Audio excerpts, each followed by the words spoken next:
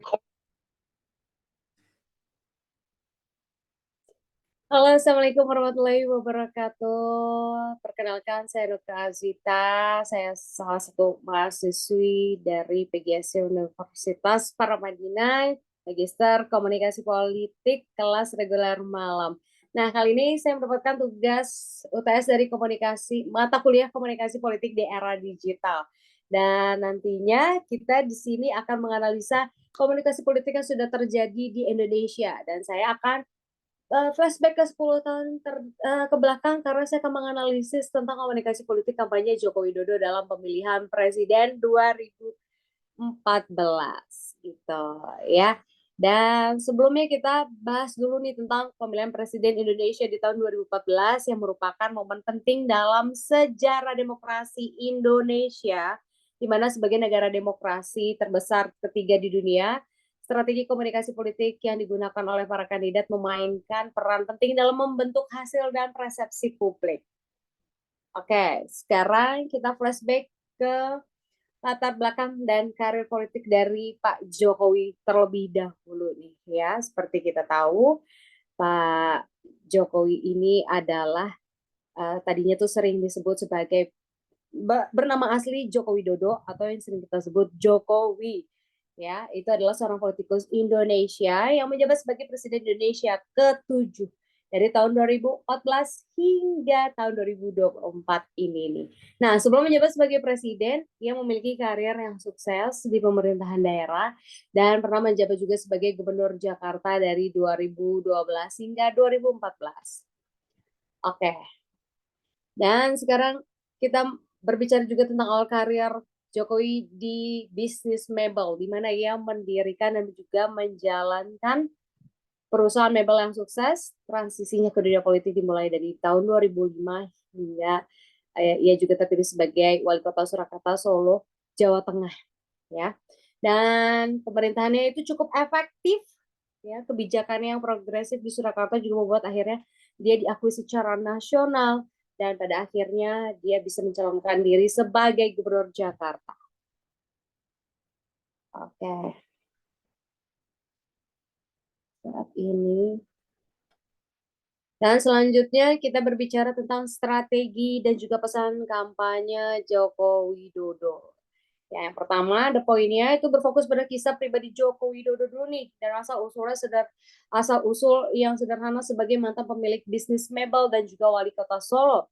Poin yang kedua, dia menciptakan tentang manusia yang merakyat melalui liputan media strategis dan penjangkauan akar rumput. Dan selanjutnya di sini strateginya dia menekankan juga nih tema-tema kampanye utama untuk bisa memerangi korupsi, terus bisa meningkatkan infrastruktur, dan juga mengatasi kesenjangan sosial ekonomi. Selanjutnya, dari kampanye Jokowi pada pemilihan presiden 2014 dan juga memanfaatkan media sosial dan juga platform digital.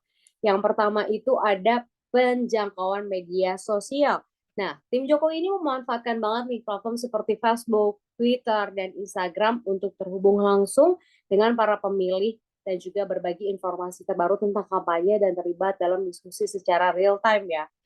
Oke, terus yang kedua melalui periklanan digital, di mana iklan online yang ditargetkan termasuk konten video dan juga posting bersponsor digunakan untuk memperkuat pesan kampanye dan menjangkau para pemilih yang belum memutuskan.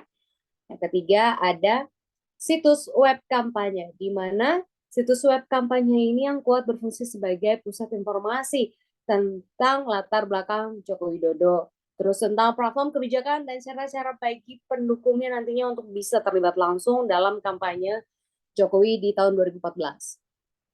Dan selanjutnya wawasan dengan berbasis data, yakni adalah upaya digital kampanye ini dipandu oleh analisis data yang memungkinkan mereka nantinya untuk bisa mengoptimalkan penjangkauan dan juga menyesuaikan pesan berdasarkan preferensi dan keterlibatan pemilih di sini.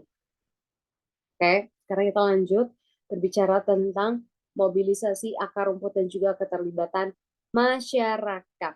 Apa aja sih? Ini ada 4 poin yang digunakan oleh tim sesnya Joko Widodo untuk kampanye di tahun 2014. Yang pertama ada tentara sukarelawan. Di sini kampanye Joko Widodo mengandalkan jaringan luas relawan akar rumput yang bersemangat untuk menjelajahi lingkungan sekitar dan juga mengorganisir acara-acara komunitas dan memperkuat pesannya di tingkat lokal. Dan poin yang kedua ini adalah mendengarkan konstituen, di mana Jokowi menjadikan prioritas untuk mengadakan balai kota dan terlibat langsung dengan warga, juga mendengarkan kekhawatiran warga secara langsung, dan nantinya bisa menyesuaikan platformnya untuk mengatasi masalah-masalah nyata yang berdampak pada masyarakat setempat. Dan selanjutnya ada pengorganisasian di tingkat lingkungan. Nah, kampanye ini secara strategis memobilisasi para pendukung di distrik-distrik utama dan juga memanfaatkan koneksi pribadi dan ikatan komunitas untuk mendorong pendaftaran pemilih dan juga jumlah pemilih pada hari pemilih. Dan yang terakhir ada berhubungan dengan pemilih, di mana kepribadian Jokowi yang mudah bergaul, membumi, dan komitmennya yang tulus untuk melayani masyarakat itu beresonansi kuat di tingkat akar rumput ya, dan bisa menginspirasi basis dukungan yang penuh semangat pasti dari para pemilih. Oke, nah tim sesnya Jokowi juga nih, saya menganalisa itu mereka tuh bisa melawan narasi-narasi oposisi dan juga informasi yang keliru. Jadi pemeriksaan fakta secara proaktif yang pertama itu adalah tim Joko Widodo secara aktif memantau klaim oposisi dan juga narasi media sosial dengan cepat memberikan bantahan nih kalau bukti untuk melawan informasi yang salah gitu. Dan poin yang kedua ya untuk melawan narasi oposisi tersebut adalah komunikasi yang transparan di mana Jokowi secara langsung menjawab kekhawatiran dan pertanyaan dari para pemilih dan nantinya menunjukkan komitmennya terhadap dialog yang jujur dan juga terbuka. Ya, poin ketiga ada keterlibatan akar rumput, yakni para pemimpin komunitas lokal dan juga relawan membantu penyebarkan pesan Jokowi dan juga meluruskan nantinya nih kebohongan di tingkat akar rumput. Akar rumput itu maksudnya RT, RW, kelurahan, kecamatan, bahkan seterusnya. Dan poin yang keempat adalah penjangkauan media strategis, di mana tim Jokowi memanfaatkan media tradisional dan juga media sosial nantinya untuk memperkuat visinya dia nih dan juga menjangkau audiens yang jauh lebih luas lagi kalau dengan media sosial. Oke, sekarang kita analisis nih pasca pemilu dan dampaknya terhadap politik Indonesia. Yang pertama soal kemenangan Jokowi, di mana kemenangan Jokowi dalam pemilihan presiden Indonesia tahun 2014 ini menandai perubahan bersejarah dalam landscape politik di Indonesia. Yang kedua, ini dapat meningkatkan populisme, di mana fokus kampanyenya adalah mengatasi ketidaksetaraan dan memberdayakan rakyat kecil ini bisa memanfaatkan sentimen populis yang berkembang di seluruh Indonesia. Oke, untuk poin yang ketiga, konsolidasi demokrasi. Apa itu? Yaitu adalah peralihan kekuasaan secara damai dan pemerintahan inklusif Jokowi untuk membantu memperkuat transisi demokrasi Indonesia setelah beberapa dekade pemerintahan otoriter. Nah, kita mulai masuk nih. Kita melihat sini ada salah satu gambar saat Jokowi sedang kampanye pemilihan presiden di tahun 2014. Kita bisa lihat dengan penampilan dia yang sederhana, inilah yang memang ingin ditampilkan oleh Jokowi pada saat itu ya. Jadi di pemilihan presiden Indonesia 2014 dan kemenangan Jokowi ini memiliki dampak yang memang cukup sangat besar pada politik di Indonesia saat itu. Karena kampanye Jokowi digerakkan oleh akar rumput dan agenda pro rakyat beresonansi dengan massa yang akhirnya memicu lonjakan sentimen populis. Nah, dari transisi sukses ke tampuk kekuasaan dan pendekatan pemerintahan yang inklusif semakin akhirnya mengkonsolidasikan kemajuan demokrasi di Indonesia. Ini menandakan sebuah tonggak penting dalam perkembangan demokrasi di negeri ini, Indonesia. Oke, tadi kita sudah menganalisis dari komunikasi politiknya. Sekarang kita analisis komunikasi politik yang sudah digunakan oleh tim ses dari Jokowi. Itu pasti mengandung unsur-unsur teori komunikasi yang digunakan hingga akhirnya Jokowi bisa terpilih menjadi presiden terpilih 2014.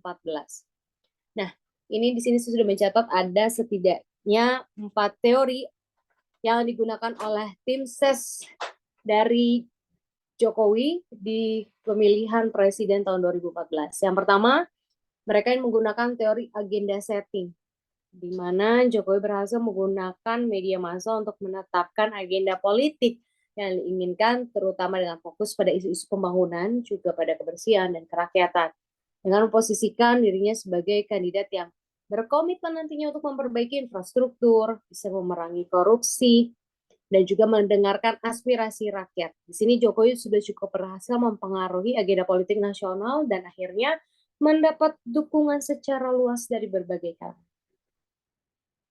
Yang kedua, ada teori framing. Di sini Jokowi juga berhasil membangun framing atau kerangka berpikir yang positif tentang dirinya melalui pesan-pesan kampanye yang memperkuat citranya sebagai pemimpin yang bersih, sederhana, dan dekat dengan rakyat. Nah, framing ini membantu membentuk persepsi publik terhadap dirinya dan juga isu-isu yang diusungnya sehingga mempengaruhi cara masyarakat memahami dan merespon kampanyenya. Yang ketiga, ada teori identitas politik, di mana Jokowi berhasil membangun identitas politik yang kuat di kalangan pendukungnya melalui pesan-pesan yang memperkuat identitas nasionalisme, anti-establishment, dan juga pro-rakyat. Identitas politik ini nantinya akhirnya bisa membantu dalam memobilisasi dukungan politik dari kelompok-kelompok yang merasa terpinggirkan tadinya atau tidak diwakili oleh elit politik tradisional. Yang terakhir, mereka juga menggunakan teori penyebaran pesan atau diffusion of innovation theory, di mana kampanye Jokowi ini juga dapat dianalisis dengan menggunakan teori penyebaran pesan, di mana pesan-pesan kampanye yang dibawanya dianggap sebagai inovasi dalam politik, dan Jokowi juga berhasil menyebarkan pesan-pesan ini melalui media sosial dan juga kampanye darat, sehingga akhirnya menciptakan efek domino di kalangan pemilih yang akhirnya mendukung Jokowi untuk menjadi presiden terpilih tahun 2014. Oke, kita masuk ke kesimpulan. Ini kita bisa simpulkan secara garis besarnya.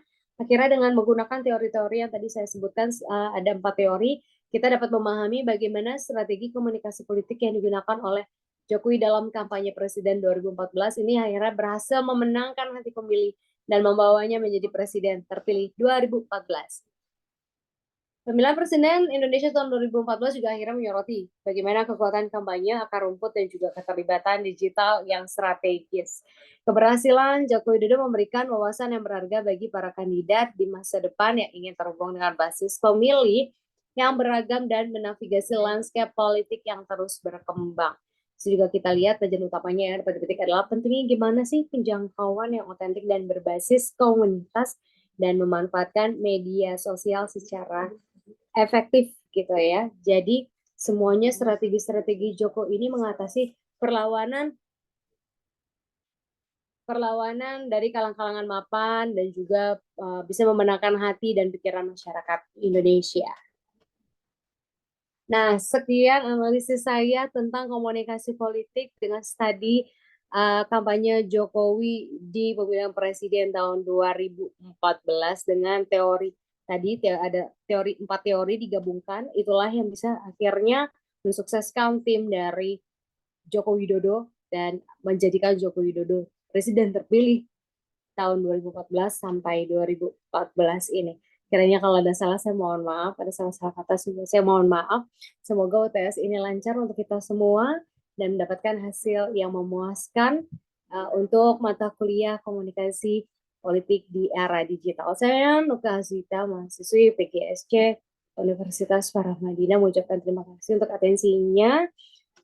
Semoga kita semua sehat-sehat dan terima kasih. Assalamualaikum warahmatullahi wabarakatuh.